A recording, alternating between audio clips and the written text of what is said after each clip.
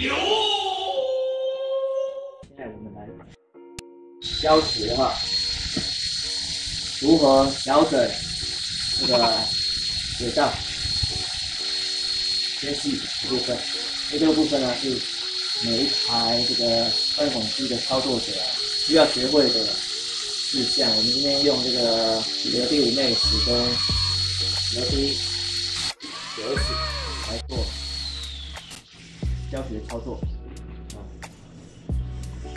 第一，这部分呢，你需要把这4个螺丝，这4个铜螺丝，我们也只需要把这4个铜螺丝稍微旋紧，稍微紧就好啊。4颗螺丝都旋紧，稍微紧就好，稍微紧，然后再把它略微放松。松到什么程度呢？松到这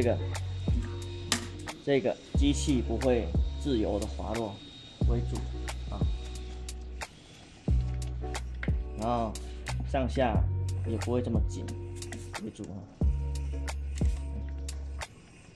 那我们刚刚锁到底了嘛？然后现在推一点点，每一只都要推一点点，转一点点就好。每一次的转就是4只都要一起转 ，OK， 这样紧度差不多，而且它不会自由的滑落，这样就是 OK 的。好，来换这个7S， 7S 呢需要注意它有8颗螺丝，这1、2、3、4、5、6、7、8颗螺丝。那我们需要的是这个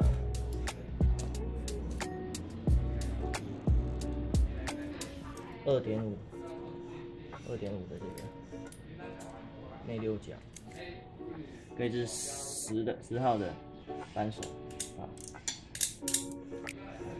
那锁到什么程度呢？也是一样，这需要先把它转开来，再用内六角下去做调整。再用内六角去做调整，调到稍微紧之后再退一点点，8只都要做这个动作。螺丝螺丝留个8只螺丝都需要调整。那我们调整的方式呢，就是先用这个外六角梅花扳手把它再转开转松来。我先示范2次就好了，其他的调整方式也是一样。这个不用转太出来。那它主要调整呢，外六角是把它转松的功能，转松才能够开始调整。它主要调整轨道间隙的部分呢是这个内六角，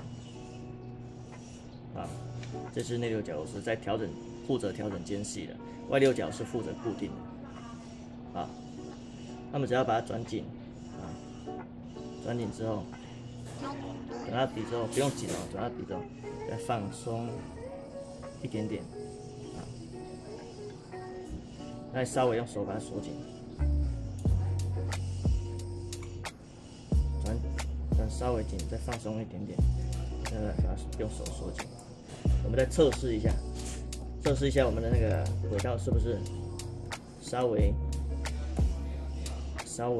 紧，但是是顺畅的，没有什么间隙的，那就可以把它锁紧。锁紧要记得这个内六角是要把它的位置定位好来，不要让它跑掉。那我们再锁外六角，锁紧。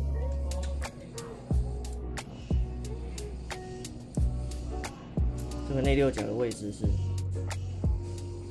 主要是在它的位置上，不要被我们锁外六角的时候影响而跑掉。